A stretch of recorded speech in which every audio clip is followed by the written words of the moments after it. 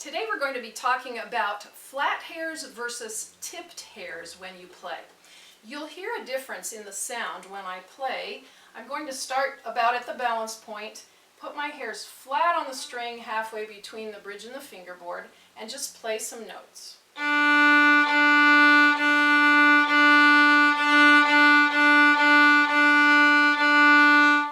I'm going to tip the hairs, and notice which direction I'm tilting.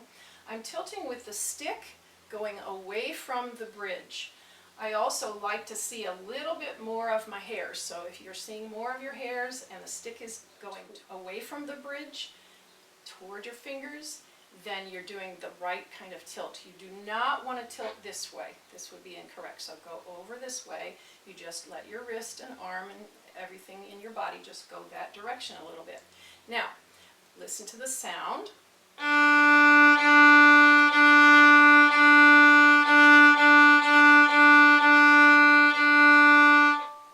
flat.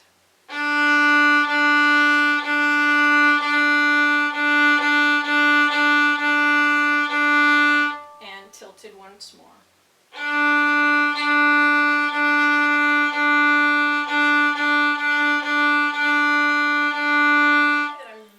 Very hard not to change anything else in my hand. It sounds like I'm leaning into the string a little bit when I play flat hairs, but that's because there are more hairs in contact with the string. It gives you a little bit fatter sound, wider range of vibrations versus fewer hairs touching.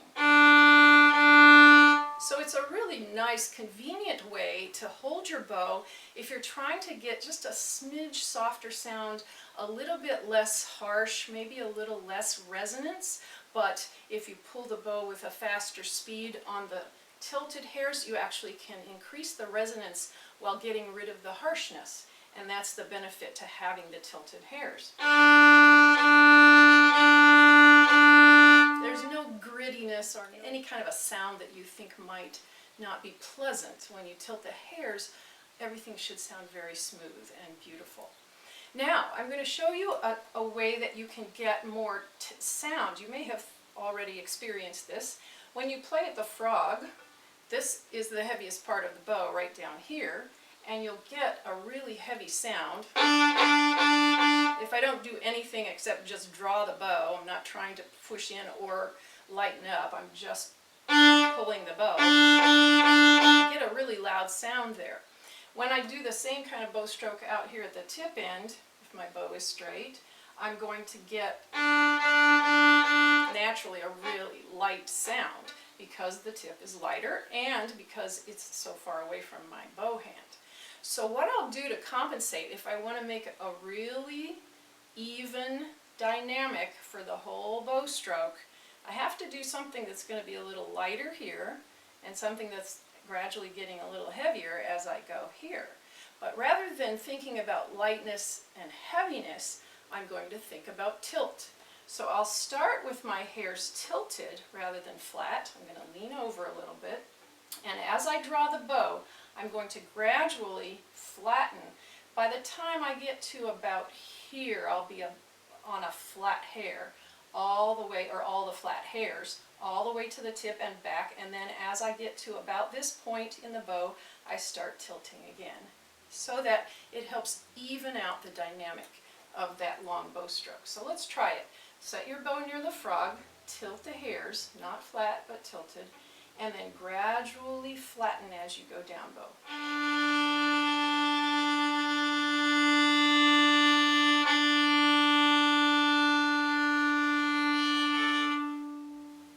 You can do a little fluffy fro at the end of the bow stroke, flexible fingers at the frog. You can do a little bit of bilateral motion when you do this. Let's try it once again, adding those other elements. Ready?